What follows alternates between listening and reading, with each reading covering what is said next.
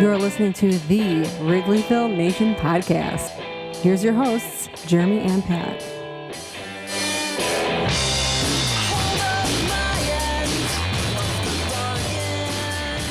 Hello and welcome to the Wrigleyville Nation podcast. This is episode 370 of the podcast. My name is Jeremy Deemer. I'll be your host. I'm joined as always by my co-host. He's my cousin. He's coming to us high atop Wrigleyville tonight. How's it going, Pat? It's going well, Jeremy. Thanks for asking. It's been a while since we podcasted. But housekeeping, administrative, right off the top, we are back every single week. The season is in full force. We will be here every single week talking Chicago Cubs, and we've got a lot to cover since last we podcasted. The Cubs began their season. They had everyone's home opener, including their own. We will get into all of the happenings of the week that was. We will preview the week that will be, and to help us, as always, one of our longtime, close, personal, dear friends. Please welcome back Matt Trueblood. Matt, thanks for taking time out to talk Cubs with us tonight. Of course, I'm excited. We've got a lot to talk about. Like I mentioned, since last we podcasted, the Cubs, they are currently, at the time of this recording, on a Sunday evening, sitting at a 7-5 record after winning 2 straight series. Since last we podcasted, they lost 2 in Tokyo and then proceeded to split with the Arizona Diamondbacks and then swept the A's in Sacramento. And my God, what a small ballpark that is. We'll get to that in a second. And then the Cubs, of course, took 2 of 3 from the Padres. Pat was in attendance at the home opener. We'll talk about that and what happened when they didn't sweep the Padres. They had every opportunity to today. We'll talk about that a little bit, and then we'll get into some of the details around what we're seeing with the hitting, the pitching, the fielding, etc. So without further ado, let's get right into it. Let's start with you, Matt. Those games on the road to start splitting in Arizona and then sweeping in Sacramento. Best case scenario, I think, for the Cubs.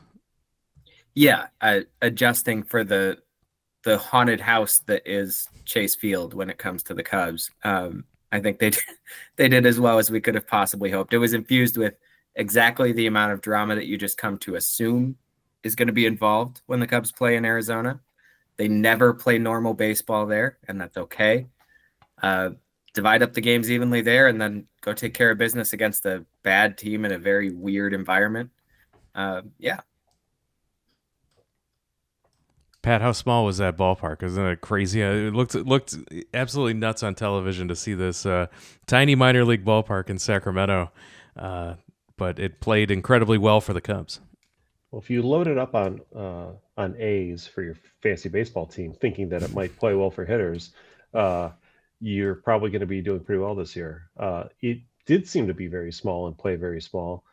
I think it was Boog. Somebody very dryly said, Michael Bush had a lot of experience playing in this ballpark from his AAA years, yeah. and sure enough, it did. But I think one thing that's impressed me about the Cubs for just not that series, but really most of the season now since we've gotten back to the United States, is that the Cubs have both been able to hit for some power, which is nice because that's been something that's been lacking on a consistent basis for the last couple of years.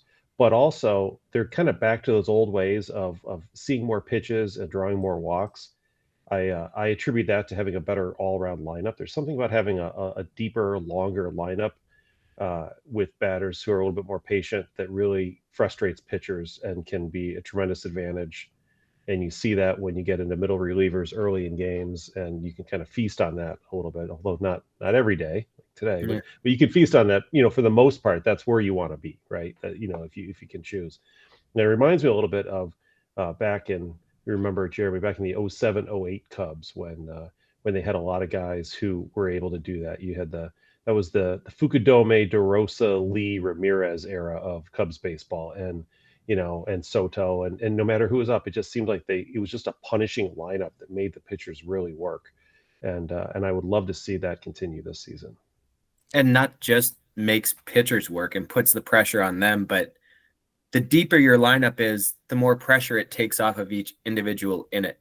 You know, Absolutely. They can be more confident about, you just feel better passing the baton. If you don't get your pitch, you'll draw that walk. You'll hit that opposite field single and pass it to the next guy. And I think everybody just feels less freaked out, less hurry up and score. You mentioned those 08 Cubs. It's hilarious to look back and remember there was a year when Ryan Terrio had a 387 OBP. But it was because, Ryan Terrio didn't have to ever swing the bat. And he knew it because he was surrounded by guys, and he'd come up and even the bottom of the order had gotten on in front of him and Alfonso Soriano. And when a deep lineup is running on all cylinders, it's beautiful because everybody can feel that lessening, that slackening of pressure to produce yourself, to come up with the huge thing yourself. It can just be keep the line moving. And we saw it again in 2015, second half of 2015 and 2016 with those Cubs teams. Just the relentless nature of it plays well. The teams we've been subject to seeing for the past few years have not had that. And what a difference having a Kyle Tucker in the lineup makes for this Cubs team. Through 11 games, Tucker 4 home runs, OPS of 1.142, 12 RBIs, 3 stolen bases also. He is, we've said he's a dude, and we were very excited to have a guy who's a legit superstar and top-tier player in this lineup, and what a difference that makes. Kyle Tucker is he's delivering, which is exactly this is what Cubs fans were hoping for the day we heard about the trade, Matt. And now he's up to 5 homers and 15 RBIs, and a OPS of 1.2. So it keeps ticking up for him. Yeah, it is glorious, and I hope people are seeing all the things that we talked about in advance of him actually playing for this team. Was the power is phenomenal and has really leveled up in the last year or two for him. In fact, you can see it in his approach. He's consciously going and finding more power without, and this is the mark of a really, really good hitter, he's not having to give up a bunch of contact in the process. It's just happening organically, but it's not happening subconsciously. He's seeking it, he's getting to it, and he's still able to hit line drives and use the whole field and not strike out a ton. Just a mark of an incredibly gifted hitter. Plus, on the bases, it is beautiful. That guy is not fast. He is not fast, but he keeps coming up with steals. He keeps going first to third when it's not automatic that a player's going to in that situation. He picks up the ball so quickly. His instincts are phenomenal. Not a tremendous defender, but what an incredibly well-rounded offensive weapon he is. We had speculated for the last half decade or so that having a superstar would help the lineup, and I think that we're actually starting to see signs of that. And the thing that's impressed me about Tucker, in addition to obviously the power and the great hitting and slashing, is that he runs deep into counts a lot and draws walks. And really, again, when we talk about frustrating pitchers, nothing like having a star player who does that, but also like punishes them too. It's like a nice combo for your effort. Thanks for the 7-pitch at bat. I also hit a home run on the last one. That's an ideal scenario to have. And having Tucker in the lineup has been helpful and has helped dissuade some of my critics who were apparently I did not realize I'd done this, but I had made some offhanded comment on our last podcast about how while he was struggling in spring training, I could care less because, it's spring training and he's a veteran, and I just don't care what happens in spring training for veterans anymore, hitters especially. And a couple people said I was being dismissive. I didn't mean to be dismissive. I just meant to be accurate. Sorry, I apologize. Well, when it comes to additions to the Cubs lineup, Kyle Tucker, obviously, first and foremost, but Carson Kelly is an addition to this lineup. Also an upgrade here. Him and Miguel Amaya as catchers. We saw Kelly hit for the cycle and Something that happens every day, just not with the Cubs. not with the Cubs. Not Can since we take 1993. Take a step back from that. Yeah, the last time that happened was 1993, and it was Mark Grace who did it. And after he got the big hit in the ninth inning to hit for the cycle, Sandberg then lined out, and the Cubs lost that game, I might add. But the Cubs had gone the second longest of any team in baseball without hitting for the cycle. Did you know that? Mm-hmm.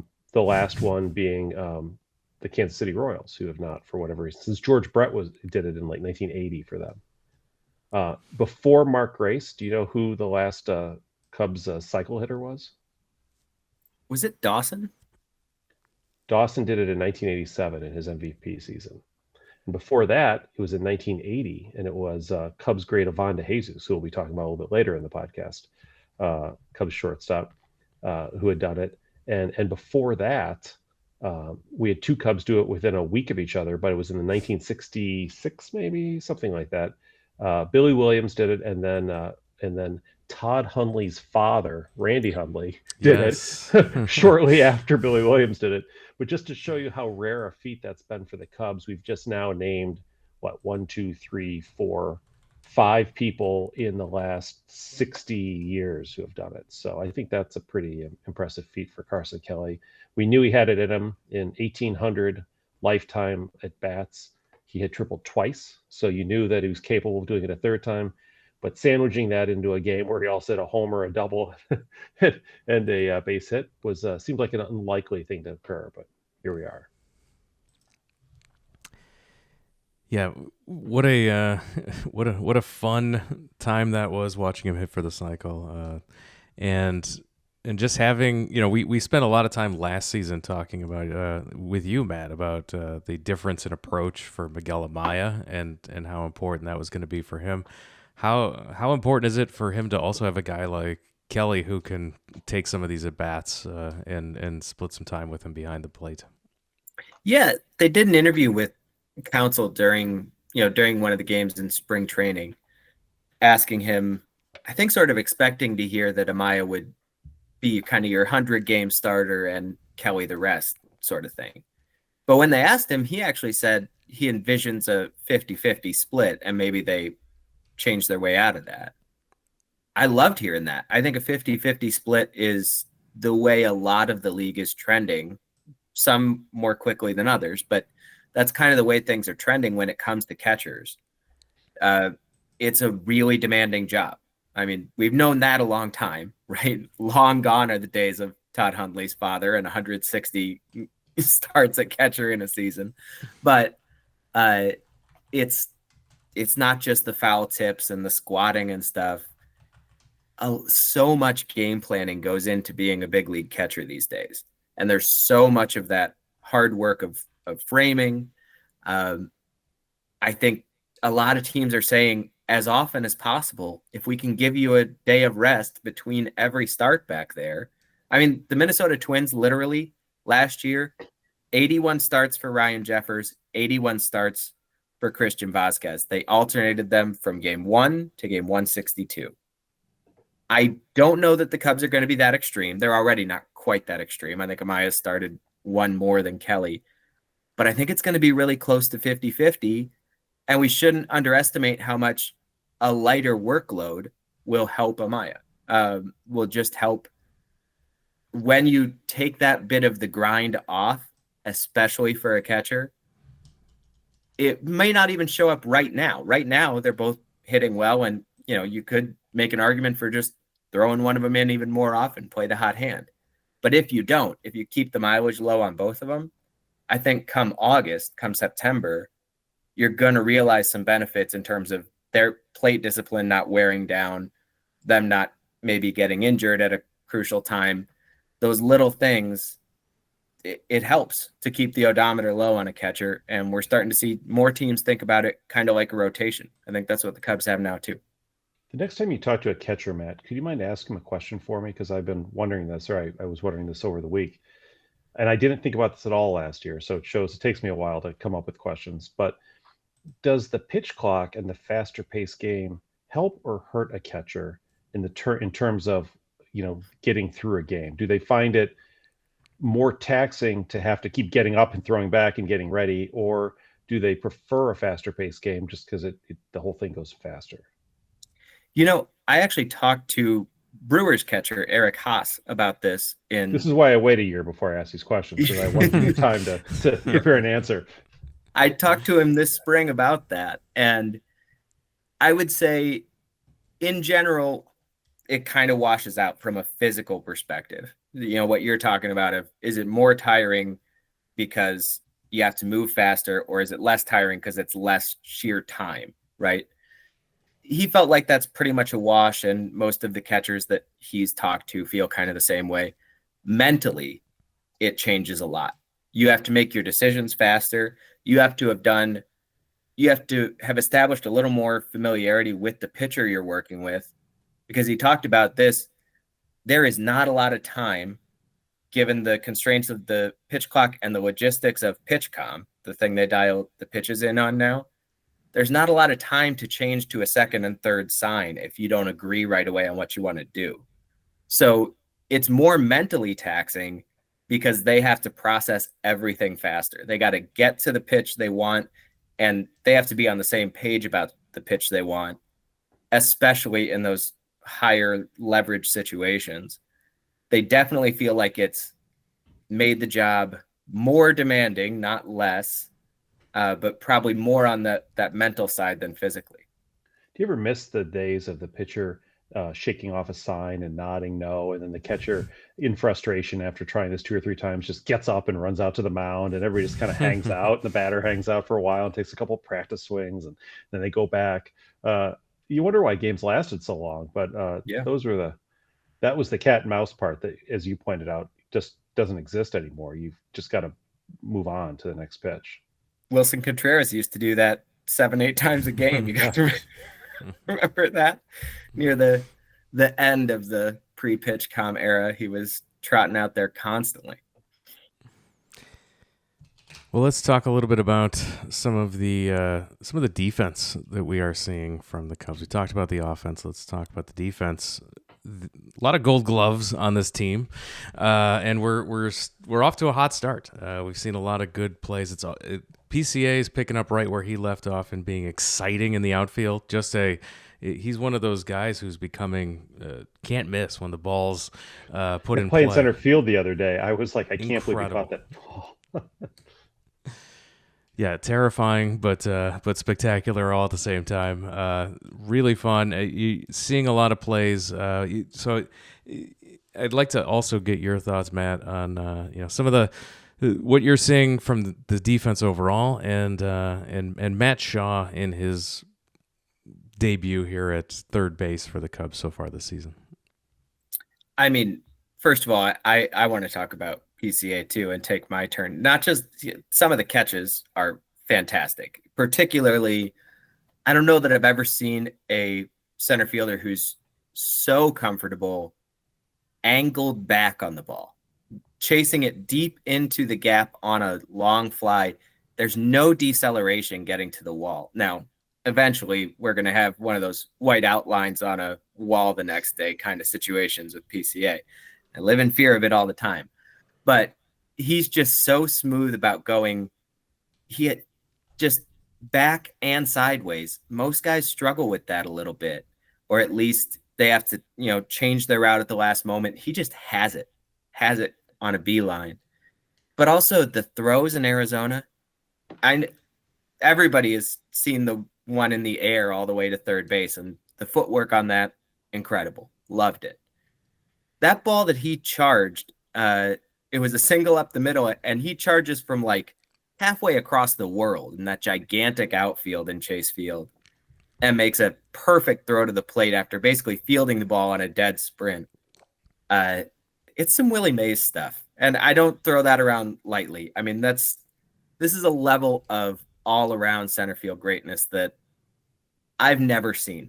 I've been watching center fielders closely for 25 years. I've never seen someone as good as he is at everything a center fielder is asked to do.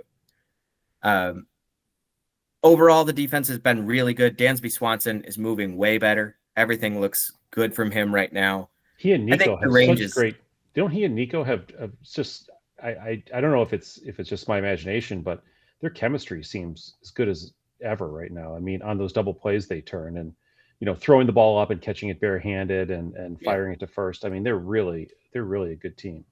And that was really missing, especially at the beginning of last year. I think they did not have that timing quite right. There were a lot of balls that, boy, that could have been two. And it was still one, but boy, it could have been two. And this year, none of those problems. So love it. Shaw, you're right to call out. It's been just uneven, which I suppose we should expect. He's a rookie and he's feeling his way. There have been impressive plays, and there have been a lot of times where, especially, I've noticed this, and I don't know if you guys have seen this too. He will be charging the ball, or he'll be moving to his left and grabbing the ball, and it takes him a long time to get it out of his glove, or he does, and then he kind of double clutches, and he will make a perfectly accurate throw eventually to Justin Turner or Michael Busch, whoever's waiting for the ball, but it'll almost handcuff them because it's so out of rhythm. He's taken too long to get rid of it, and they can't tell exactly when he's going to release it, and it's like freaking out his first baseman. So there are multiple problems that he's really got to smooth out the operation there. How do you but feel I think about we knew that was going to be a part of the growing pains. So, I'm a little surprised we haven't seen more of Gage Workman early on.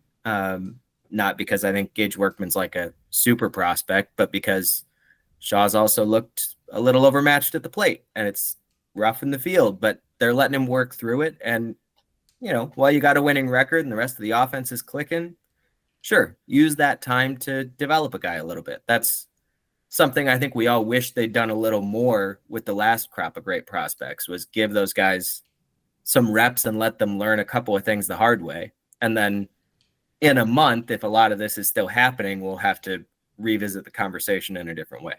And that was what I was going to ask you too, was compare this to Morel last year at third base, who also had a rough start, but the Cubs are really scuffling in April of last year, mainly because bullpen failures, but also they weren't hitting as well. And, Morel would look bad in different ways than Shaw does. Like he would be handcuffed by the softest line drive down the third base line, as if he had a blindfold on and he was just kind of poking out in the air. Or he would throw a ball errantly, that he would field cleanly and then throw it errantly, or any number of things. How do you think Shaw overall? Would you say Shaw's defense looks better, worse, or just different than Morel? I think it's different in a way that makes it better. It makes it more encouraging. Like right now, I'm not sure Matt Shaw's a much better third base defender than what we saw from Christopher Morel last year. Like if nothing changed about his performance from here. But what was happening with Morel last year was rough hands. The hands were not soft. There were some bad flubs. Also, an actually inaccurate arm. Just a lot of erratic throws. Whereas the stuff with Shaw, it's a lot of the feet and the hands aren't timed up properly. The transfer from glove to hand isn't smooth. The stuff I was just talking about being in rhythm when you're making that throw to the first baseman. Those are things that, ultimately when he makes the throw, it's usually essentially on target. It's just either too slow or out of whack, out of sync. And his hands are pretty soft over there. So I tend to think that stuff can get ironed out. I'm much more optimistic about fixing those things than about fixing what you were dealing with looking at Christopher Morel last year. Right now, he's not actually better than Morel was at this time last season, but I have a lot more optimism. I have to throw out, Jeremy, my diamond web diamond of the year, or of the week, I guess. And it goes out to Ian Happ. I think it was in the seventh inning yesterday. There's a line drive down the left field line, and Ian Happ dives for it, disappears, because in the well there, like on TV, you can't really tell what's going on, but you see everybody cheering, and you're like, oh, it looks like he may have caught the ball. Is he alive? And he gets up, and he's a little bit shaken up, but he seems to be fine. And then you watch the replay, and it's like, oh dear God, thank God he didn't run straight into the wall. But the look on Nate Pearson, the pitcher's face, when he caught the ball was hilarious. Pearson just has this look of awe, like, oh my God, I can't believe you caught that. Thank you so much. I've never seen a pitcher look more surprised, but also happy that somebody caught, because I think he had given that up as a double, at least, when off the bat. And it was just another play. So when you've got PCA doing so well in center, and then you've got Hap making plays like that in left, and then the keystone combination there at second and short, you really do have some great defense. Now, having said that, I have to throw out my dud of the week too. I mean, if you want to call that one game that Sandberg had the 2 homers off Bruce Sutter, the Sandberg game, I don't know if today is the Justin Turner game quite necessarily, but brutal. Ninth inning, double play ball. It's going to get you out of the inning with no runs scoring, and throw to first, although not perfect, but it is off a double play, and there's a runner going into second, so it's good enough. Ball doesn't even hit the ground. I mean, it's above ground. Like it's you can catch it in the air, and I don't know what happened. I don't know if he misjudged it somehow or thought it was going to bounce and thought he was going to play some kind of a hop, but somehow he managed not to catch it. And I know Justin Turner isn't necessarily like a long-time first base Gold Glove winner, and I know he's like 40 or something, so bending might be a problem. But I have to think that even Justin Turner makes that play usually, hopefully, because it was a real tough one. And that, and look, I know the inning started with a walk, and they're like the inning before, and the Cubs shot themselves in the foot quite a few times today in failing to hold on to a 4-run lead when you knock out the opposing pitcher in the first inning. But that's another story. But it was a tough play by him, and it was it gets back to your point, Matt, about Gage Workman not getting much time. I mean, the Cubs could have kept Bush in the game to play first base and put Gage Workman at third, but I guess they didn't want Gage Workman to bat in the bottom of the ninth. I don't know how much of a versus Turner. I don't know how much of a difference that would have made. I mean, it's half one way, 6 dozen the other, right? Like, you just don't know if a key play at first base is going to decide a game, in the ninth inning. It's probably unlikely, but it didn't work out for him today anyway. And I hope that's not a sign of things to come, because that's a rough way to lose a game at home when you could have gotten another sweep. Boy, sweeps are nice, like especially when you can put 2 of them together like this. But alas, here we are. Especially in a month like April with this Cubs schedule, every win counts here this month, because it's brutal. It's only going to get worse from here, and it's tough to watch one like this one get away. Yeah, they lost that game a lot of ways, but it did feel. I would have been more proactive about getting Bush over at first base, just because I'm not sure there's a bigger difference between 2 defensive options that they have at any one position than between Bush and Turner at first. But I'm not going to criticize Counsell for that either. Right. Like you said, it's a ball that Turner even probably catches 90 times out of 100. Yeah, I mean, it was tough. And I guess what's frustrating too, this is the second straight Sunday. In fact, the Cubs have lost every Sunday they've played, right, at this point. But it's in this winning streak, when the Cubs, ran off 5 in a row, and even before that against Arizona, feels like when the Cubs win a game, they earn those wins. Like, they spank teams, and they're earning the wins. Like, they get the lead early, they hold on to it. Sometimes they just extend it and blow people out. But in the losses, it feels like this loss and last Sunday's loss, where we have a 4 or 5 run lead and you blow it late. It definitely feels like you're giving games away, right? So I don't feel like they've stolen a game yet, if that makes sense. But I definitely feel like they've given up a couple, and hopefully that evens out over the course of time. Well, let's talk about why they gave up a couple of those losses. This is a perfect transition to talk about some pitching, and we'll start there. We'll start with the bullpen. I was already nervous about Presley as the closer. I wasn't totally sold on that at the start, and I haven't been super impressed with what I've seen so far. I think a lot of the bullpen questions are turning into concerns pretty quickly. Matt, what have you seen here so far from this bullpen? What do you like? What do you don't like? What do you hope that they address? I mean, the only thing we get to really very enthusiastically say we all like is Brad Keller, right? Just as we all would have guessed before the season. Brad Keller, bullpen ace. They really leaned into having this old bullpen. Of the 15 oldest players in the league, 3 of them are relievers for you. In Presley and Caleb Thielbar and Ryan Brazier, who's not even with the team yet. He's injured. Which is it possible, Matt? Is it possible that the Cubs mistook the qualifications needed to run for president of the United States with the qualifications needed to be a relief pitcher on the team? Because the over 35 thing, they're really taking quite seriously. Yeah. And you know what? If they were going to lean this hard into old dudes, why didn't they just give the money to David Robertson?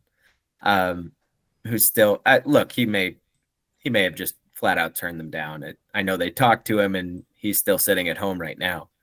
But Robertson is the guy who's stuff is still everything it has ever been. And Presley, it's pretty clear that he's struggling at this point. I don't think he's Hector Neris level of messed up. I think they're going to get decent innings out of Ryan Presley. Look, he didn't have to give up that run today. That wasn't really his fault. And he did wiggle out of the jam on Friday that he created for himself. But he sure did. A lot of walks. Yeah. Yeah. And a walk today too, by the way. You can't walk the leadoff hitter. Somebody said that once. Somebody famous, I think. Maybe Bob Uecker. But anyway, it's true. Yeah. They said they were going to go about building a bullpen differently this year, right? They made kind of a big deal about that back in November. And the way we know that I reported at the time, they made a bigger offer to Tanner Scott than the one Tanner Scott signed. So I don't know what you do about that. I think it probably says that, or reinforces that one of the big differences between Jed Hoyer and Theo Epstein is that Theo didn't always even have to have the most cash in the room to get his guy. And sometimes Jed has the most cash and still doesn't get his guy. That's a little bit of a problem. But they tried really, really hard to get the best relief pitcher on the market. And if it had just been money, they'd have had him. So good for them for that effort, I suppose. It's especially difficult, though, when you're going head-to-head with the Dodgers of all teams. It's not like the Pirates beat them out or Washington or somebody. It probably did feel to them at a certain point like, we can keep bidding, but the Dodgers are going to keep bidding right up next to our offer, at least, and he's maybe just going to take it because it's the Dodgers. So why should we end up putting ourselves in a really stupid position, like bidding $80 million or something like that? So I'm a little sympathetic to them on that part. But what they ended up building is a bullpen that looks a lot like the bullpens they've had the last few years. Deeper, probably. But then you ended up with this weird thing where Javier Assad's hurt to start the year. You end up choosing between Colin Ray and Ben Brown for the 5th rotation spot. And this might pivot us into the next part of the conversation, but you chose Brown. You put Ray in your bullpen. They haven't found a lot of good use for Ray to this point.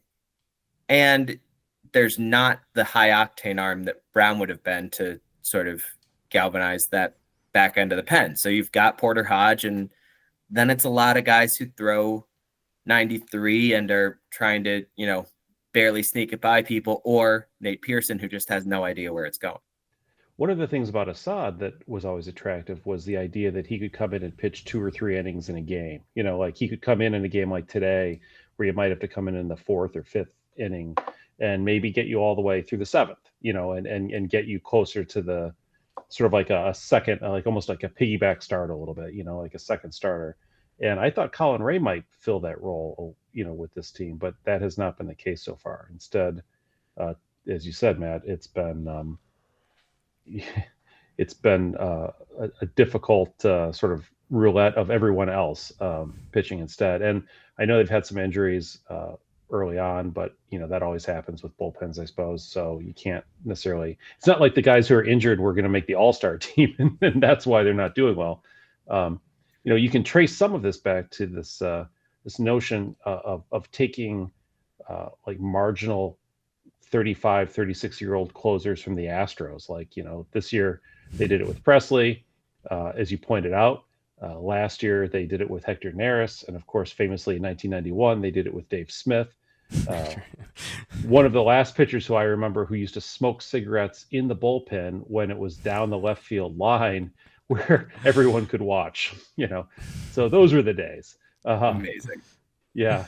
His ERA was like 6 or something that year too. So, I mean, it didn't turn out well, but he was 36 or 37 too. So, it does happen. So maybe we stay away from Astros closers for a while, but you're right. Getting somebody in that closer's role and getting just good back of the rotation relief pitchers. And I've noticed, and it's just bad luck, I guess, but quite a few Cub castaways over the last, because the Cubs have brought in, to their credit, a dozen or so relief pitchers every year and tried them out in spring training and keep some and get rid of some.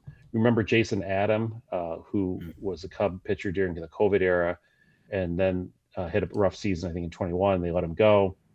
He's been lights out now. This is like his 4th year in a row. He's been really good, and he pitched today again. And it's like, boy, I wish we had Jason Adam right now.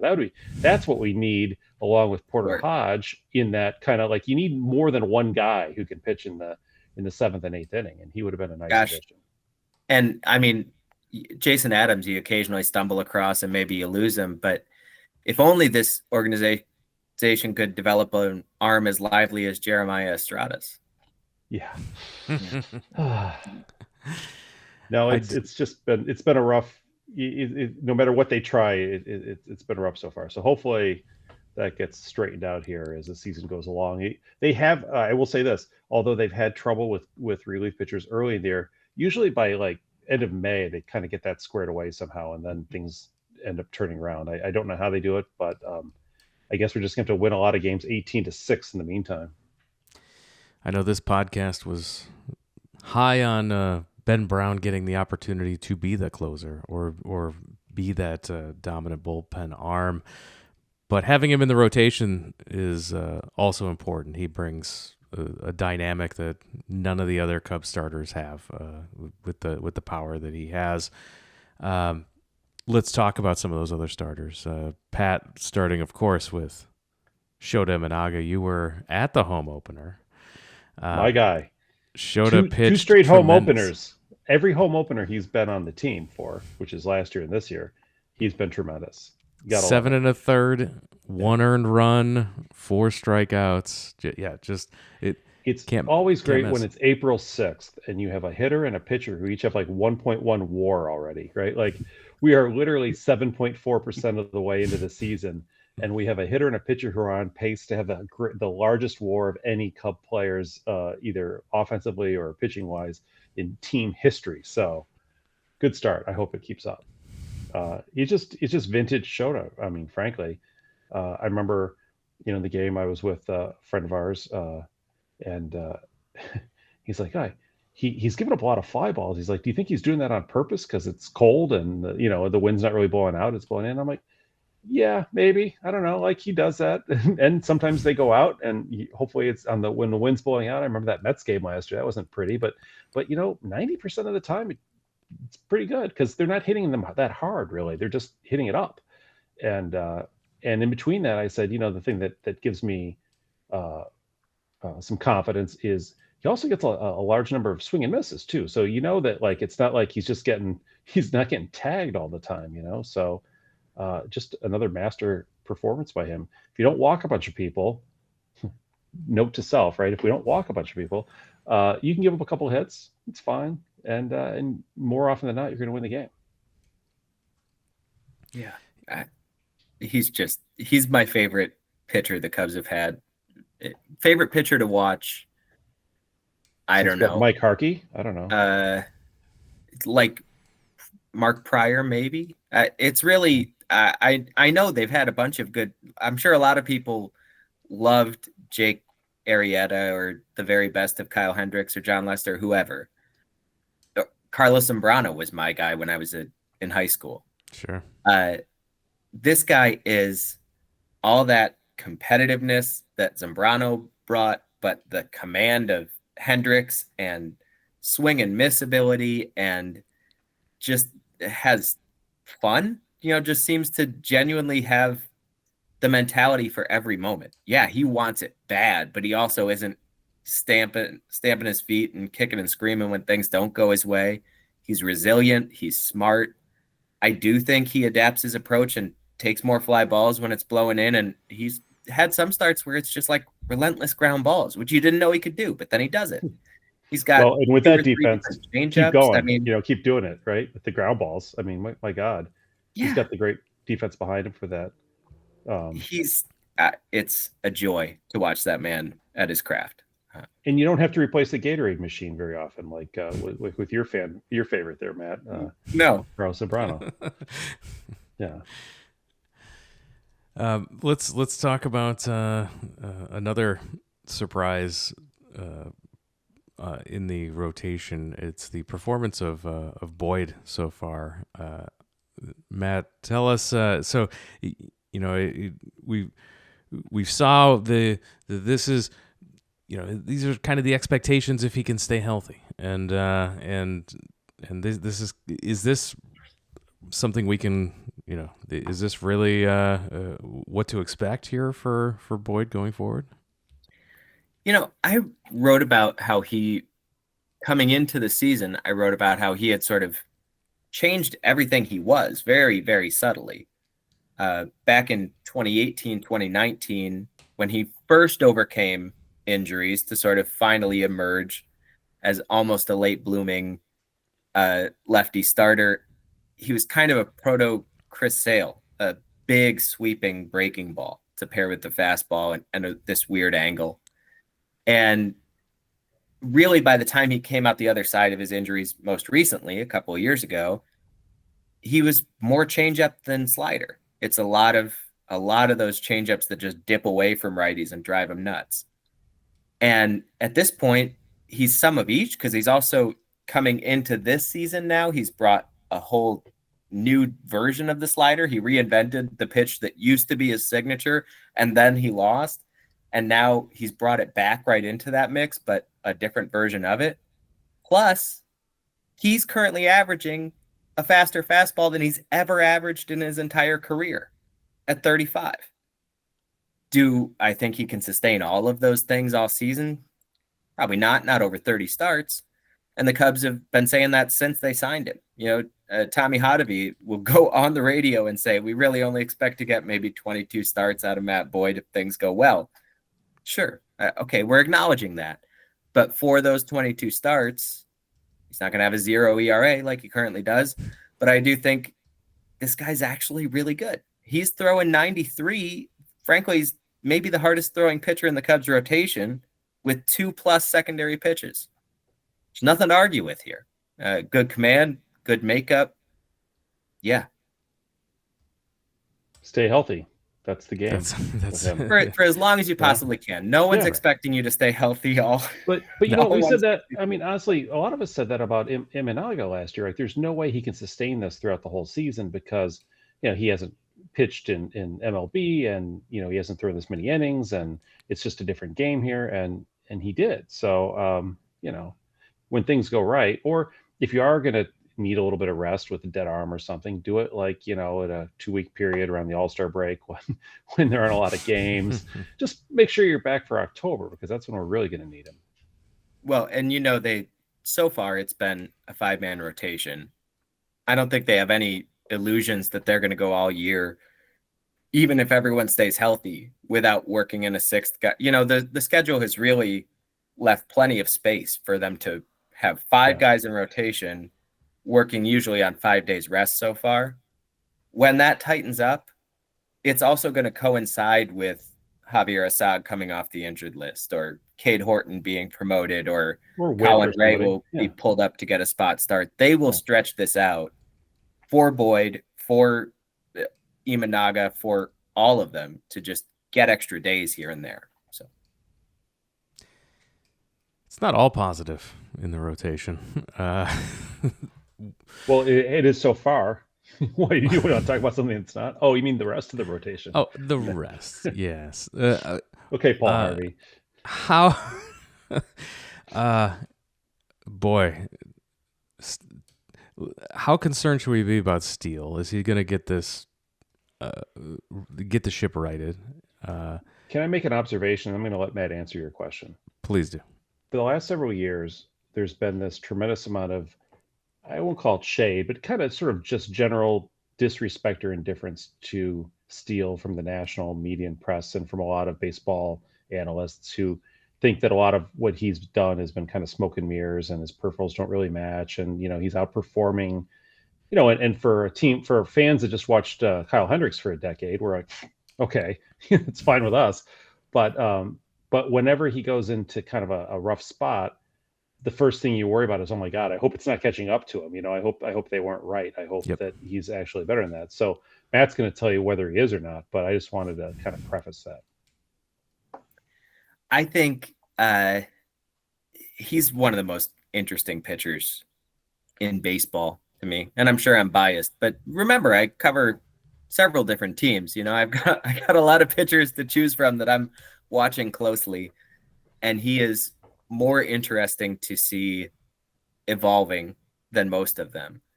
The velocity being down matters in his particular case.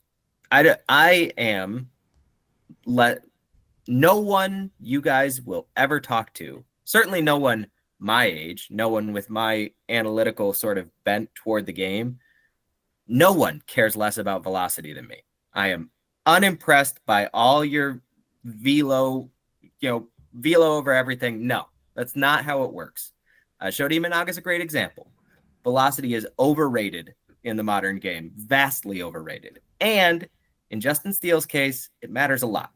He's lost a tick and a half over the last 2 years, and it shows up because it's a relatively shallow arsenal. He's got 3 pitches now that he plays with as complements to the fastball and the slider in the changeup, the sinker, and the curve, but he doesn't truly have confidence in any of them. They are show me pitches. So he's got to make you confused about whether it's fastball or slider, and he's got to keep you in suspense about that long enough that you're swinging defensively. That's how he's always gotten by. The fastball drives guys nuts because it's this cutty pitch. It doesn't have a lot of ride, but it has a lot of cut, and it looks so much like the slider out of the hand that it's beating them to their spot, even though it's not that hard. Well, this year it's not. This year we have now contact point from Baseball Savant, like how far in front of or behind the front edge of home plate the average contact point is for batters. They're rolling that out for pitchers too. And Steele's from the second half of 2023 to right now has moved forward like 5 inches. It's bad news. That means they are getting the bat head out on that ball, and that's what we've seen in his 3 starts so far. Home runs because they're not getting fooled. They're not late. They're not under it. They are on it. Now, that can be adjusted to, and part of it is because Steele himself is making adjustments. He's been trying since really the middle of last year to go back, instead of just having that, he calls it a 4-seamer, but it's really a cutter, and all it really is doing is cutting. He's trying to go back to having kind of 2 versions of the fastball. One that has a little more ride, that he can attack the top of the zone sort of up and away from a righty to set up the slider, and the other one that buzzes in on the hands of the righty and sets up a different slider further down and in. Well, in that process of trying to get 2 fastballs out of that one pitch, I think he's having a hard time commanding it the way he wants and disguising the slider the way he used to be able to do. So hopefully it's a learning process and he's fighting through it, and he's got to get that right again. I do think he can get that right again, but the lost velocity matters more in his case than it would matter to your average pitcher. And that's what we're seeing him go through. Pat, any Any final thoughts on the first 12 games here for the Cubs? I have been, like I said, like we talked about earlier, on the plus side, impressed by the hitting.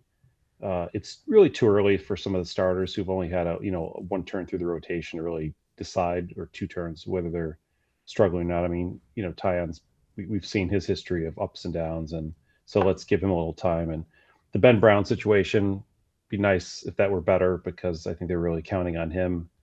But yeah, young Cubs pitchers coming up seem to have, it's the Wisniewski factor. I don't know. It's just they just have some issues there. But let's see how that is. Let's check back on that at the end of April, for example. And let's keep in mind, the San Diego Padres and even Arizona, these are not like bad lineups, right? And of course the Nope. Dodgers aren't a bad lineup.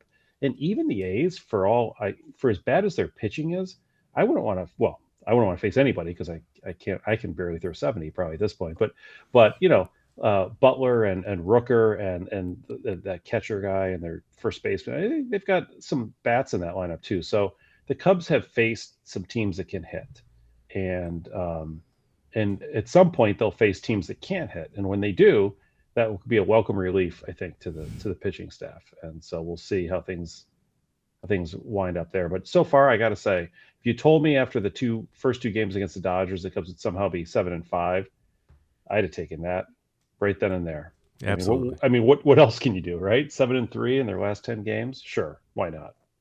And we've been pretty good about small sample size radio here for the past 50 minutes. Here, we've done a good job understanding the small sample size, and looking ahead to next week's games, the week that will be the Texas Rangers will be here Monday, Tuesday, Wednesday. The Monday game, the aforementioned Justin Steele will be taking on Nathan Eovaldi. Tuesday, Jamison Tyone and Patrick Corbin, and then Wednesday, Shota Imanaga and Tyler Mahle. So I will be at the Wednesday game. Looking forward to that. The temperature is going to drop next week. It's going to be cold. The snow will be over by the time the game starts, though. So look at the bright side. It's going to be cold, and Texas is. It doesn't get any easier here with the Padres leaving town and Texas coming into town. Matt, this is a tough. You talk about a tough lineup. The Texas Rangers, not any easier. And then they immediately leave town and go to L.A. for 3 more games at the Dodgers. So the next week will be tough before going to play the Padres for 3 games as well. So it doesn't get any easier next week. Your thoughts on the upcoming Texas Rangers series?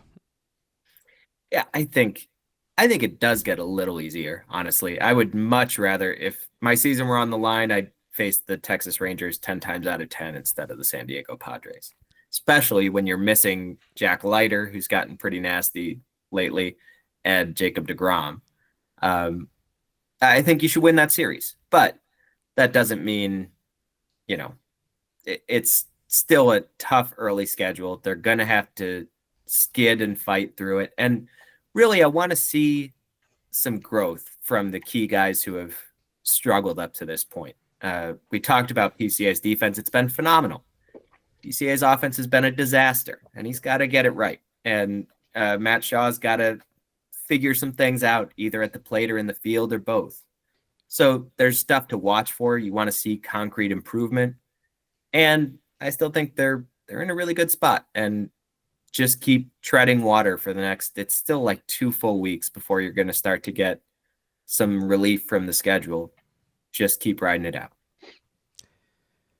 We'll do predictions for next week. 6 games at home against Texas, at LA. So over those 6 games, Pat, we'll start with you. Well, Matt said the Cubs are going to win 2 out of 3 from Texas, so we got that going. So I like I that, just yeah. correctly predict the second half. I think the Cubs are going to take 2 out of 3 from the Dodgers in Los Angeles, because the Dodgers are white hot right now, and it's baseball. People cool off, right? Sasaki, they're going to blow him out for sure, right? And who knows? Is May even going to be healthy by the end of next week? Who knows? I could see that going either way.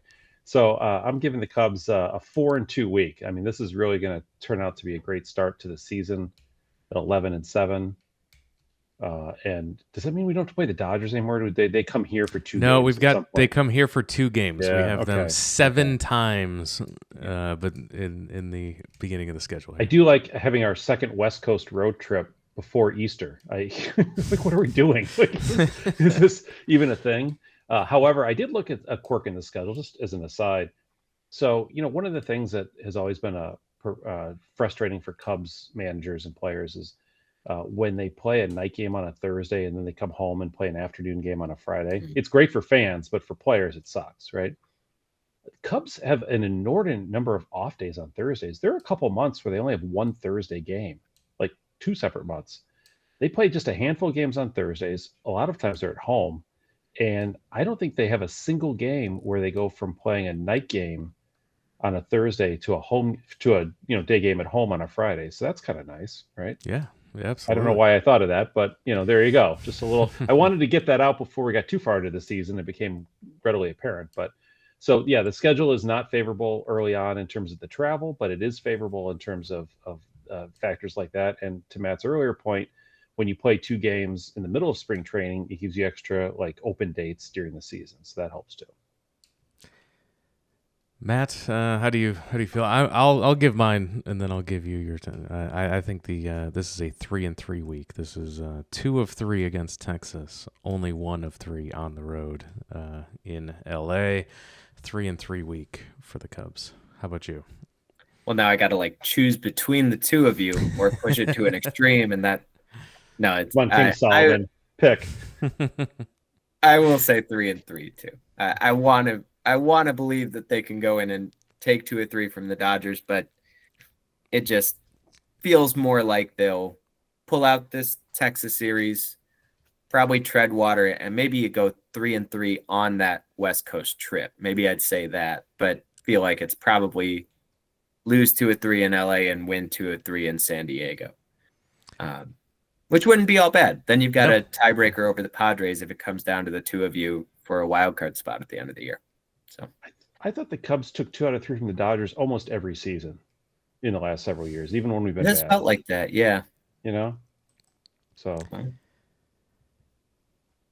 Well, we close out the show every week with a new segment where we recap and spotlight the career of a former Chicago Cub. And the guest gets to choose every single week who we preview for that upcoming week. A reminder, if we have no guest, we will turn to our patrons over at patreon.com/Wrigleyville Nation, the people who keep us ad-free every single season. We will turn to them to choose for us who to spotlight. And this week, Evan Altman's choice last week, Ryne Sandberg.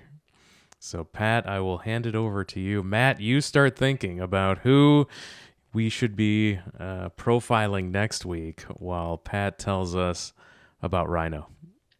So we've had Moises Alou, Derek Lee, and now Ryne Sandberg. We're not really going with the obscure ones yet, apparently.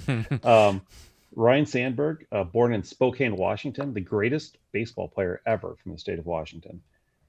Many people don't realize that while he signed with the Phillies as a 20th round draft pick out of high school, and unlike Alou and Derek Lee before, who were first round draft picks and were high first round draft picks and premier players, he was not. However, he passed up a scholarship offer to play quarterback at Washington State University. I don't know if you know that. Signed a letter of intent with them and then backed out of it and went to the Phillies, where he sat in their farm system for a year or two and actually made his debut. It's kind of a shame that he actually played for them, because he could have gone his entire career as a Cub, but for the fact that he went 1 for 6 as the shortstop for the 1981 Philadelphia Phillies in a brief stint. And we talked about this a lot in the 1984. We talked about Sandberg a lot in the 1984 series last year. But when Dallas Green came over to the Cubs in the early 80s, when the Tribune Company bought the team, he came from the Phillies organization. And one of the things he did was he acquired many Philadelphia Phillies. Ryne Sandberg was one of those. He came over to the Cubs in a trade along with veteran shortstop Larry Boa in exchange for cycle hitter Ivan DeJesus. Who knew that the Cubs were giving up one of only 4 cycle hitters that they would have in a 50-year period, but they did. And so Ryne Sandberg came to the Cubs.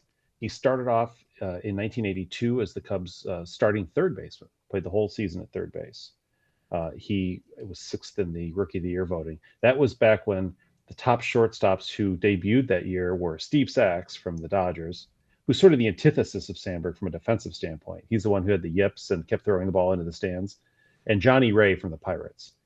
There would be this long stretch where the 3 of them would be second basemen, and at least early on, there was thought that they were all the same, but of course that wasn't true. One was great, and the other 2 were mid. So Ryne Sandberg came over to the Cubs, played third base for a year. I distinctly remember a game, I hope I'm right, against the Pittsburgh Pirates when Sandberg initiated and turned a triple play. I don't think I'd ever seen one before in my life. This was on WGN, but even on television, right? Live. And that was, he steps on third, throws to second, and then around the horn to first. And the Cubs got a triple play against the Pirates. Why I remember that, I don't know, but he was a good defensive player.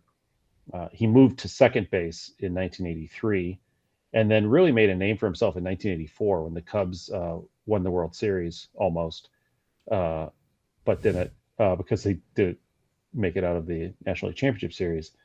But as a young player in 1994, Ryne Sandberg won the MVP with a season with 8.5 WAR, where he had 114 runs, 200 hits, 36 doubles, 19 triples, 19 home runs, 84 runs batted in the 2-hole, 32 steals, and an 887 OPS.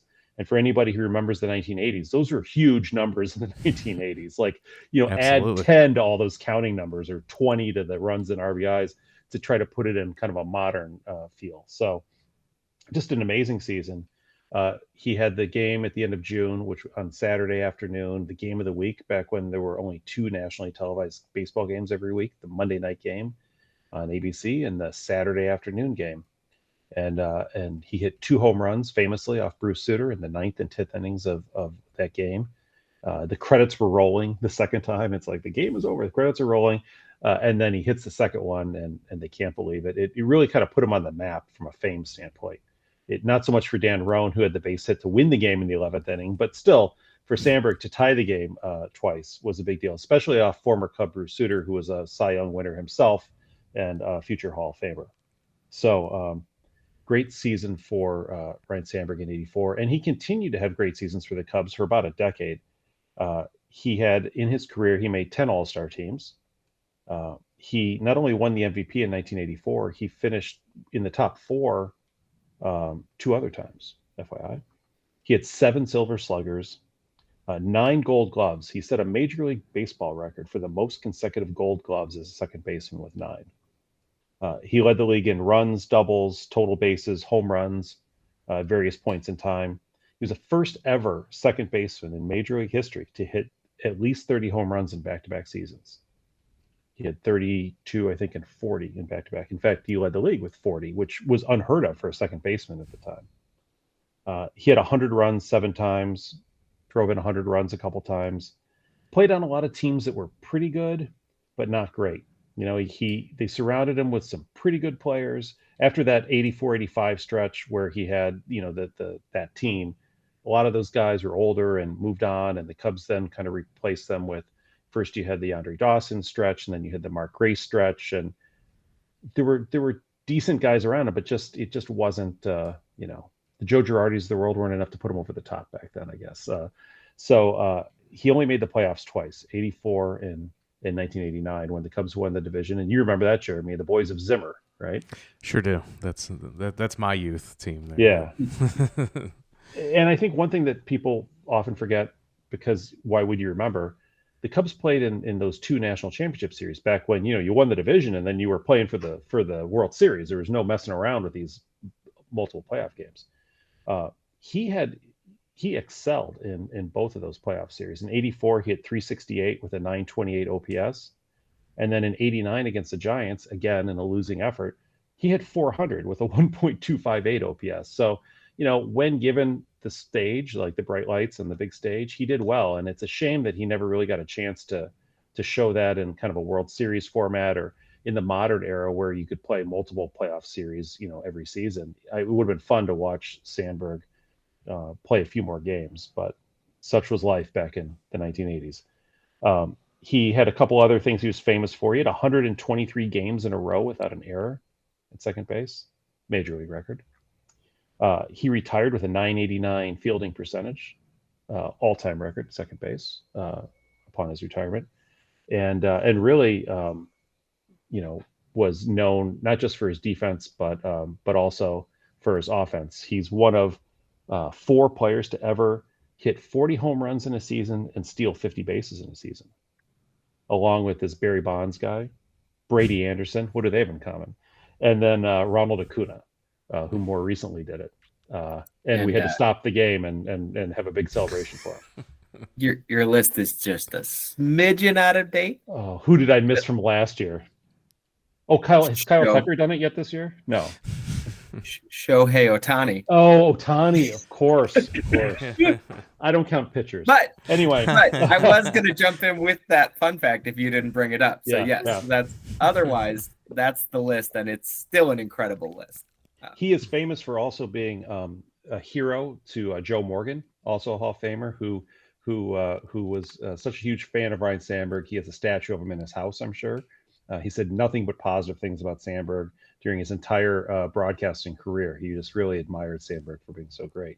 Thanks, Joe.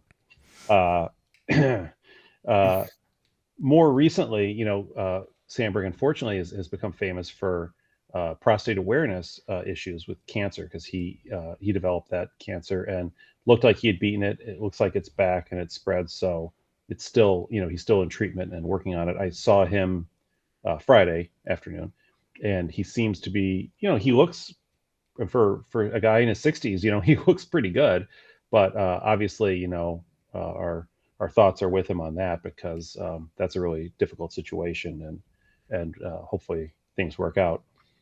In the middle of his career, not in the middle, but towards the end of his career, I should say, there was a period when Sandberg actually retired from baseball in 1994 after about 2 months, and he sat out the entire 95 season, and then came back for a couple of years and actually performed fairly well when he came back. He had like 25 homers and 92 RBIs after a year and a half off, whatever. And he says that it was he had lost his love for the game. I wish he had not, because he probably would have hit 300 homers and probably would have had a couple other those counting stat numbers had he not missed those 10 months. And as a result, when he was up for Hall of Fame voting, he did make it in the Hall of Fame, but it took 3 years on the ballot before he did. Ridiculous. God, I hate the Hall of Fame voting. Yeah. The whole thing just pisses me off every time I hear about it. It never makes me feel good. It always makes me mad whenever I hear about this stuff. He went into the Hall of Fame with champion of humanity, Wade Boggs. And so Sandberg also famous for once being the highest paid player in baseball. He made almost $6 million. He was almost a $6 million man. Not quite. He was like a $5.75 million man, I think. But and what was interesting is that he gave up that when he quit in 1994. He was the highest paid player. Imagine being the highest paid player at baseball today and quitting and taking off a year and 4 months and then coming back for less money later on. It seems almost, it would not happen, right? It couldn't happen, I don't think. Anyway, he was also a manager, for the Cubs Peoria Chiefs team. Was it A-ball manager?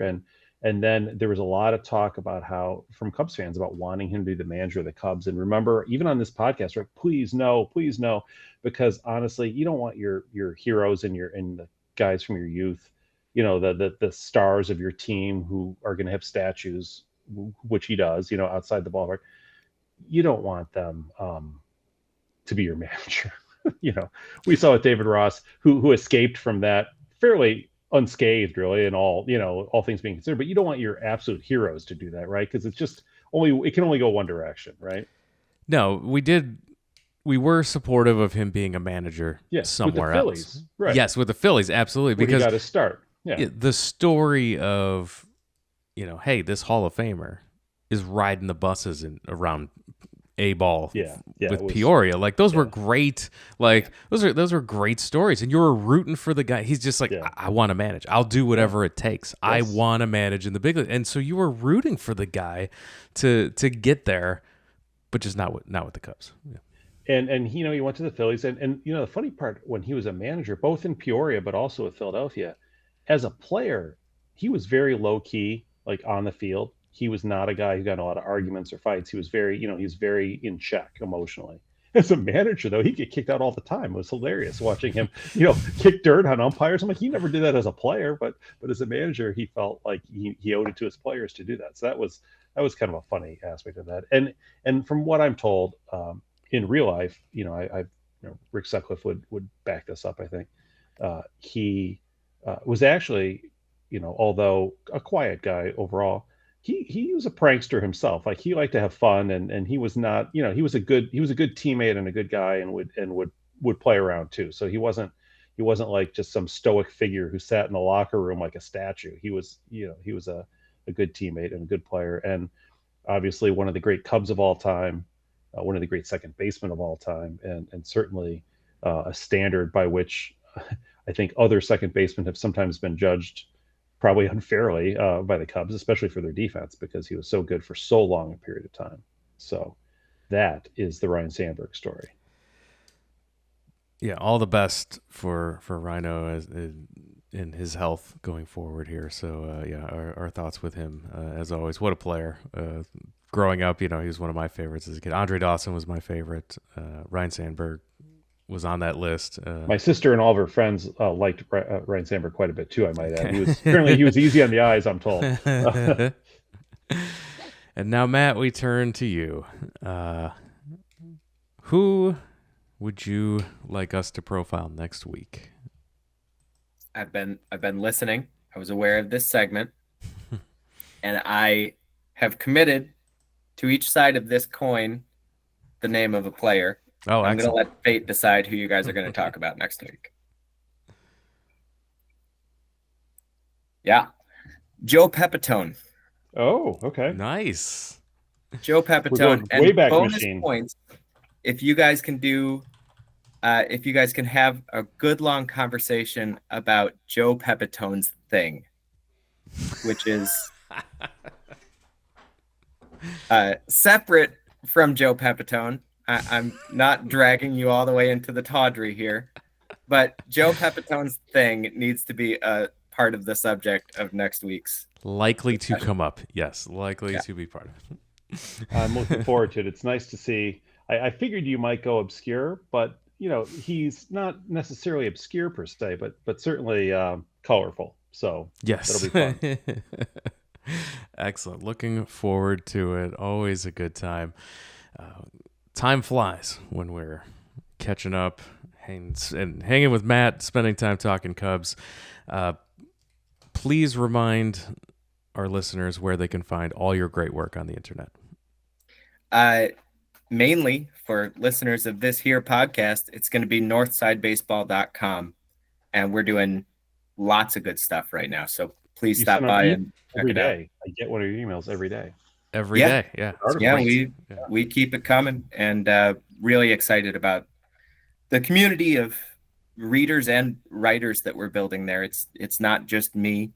I think if you go back a year or two, you could hear me appear on this show and say it kind of is almost just me, but currently it is not, and I'm really excited about some of the writers we have contributing there. So I hope people will check that out.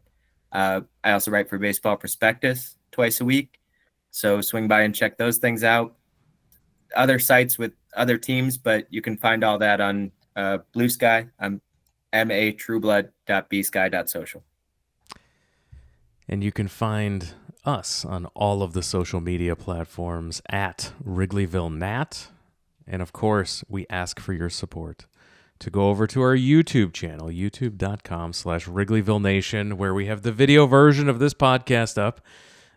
Even if you don't consume your podcast via the video form, we could still use your support by giving us a subscribe, the likes over there. It helps us work the algorithm so other Cub fans can find the show. If you You can just go there, do that. You don't have to ever go back there if you don't want to, or you can enjoy. You can see that I'm wearing a Wrigleyville Nation T-shirt. You can go and enjoy the video version of the podcast. If you want to stick with the audio only version of the podcast, please make sure you're staying subscribed via any podcatcher of choice, because we're back every single week. WrigleyvilleNation.com, of course, has the entire back catalog. If you missed last week's Derek Lee recap and you want to go hear about Derek Lee, it's right there, WrigleyvilleNation.com, the entire back catalog of this podcast. All the links I described, everything is available there. And with that, we're going to wrap it up and we're going to call it a podcast. Pat, thank you for joining us. Thank you, Jeremy. Thanks again, everyone, for listening. And we'll talk to you again next time.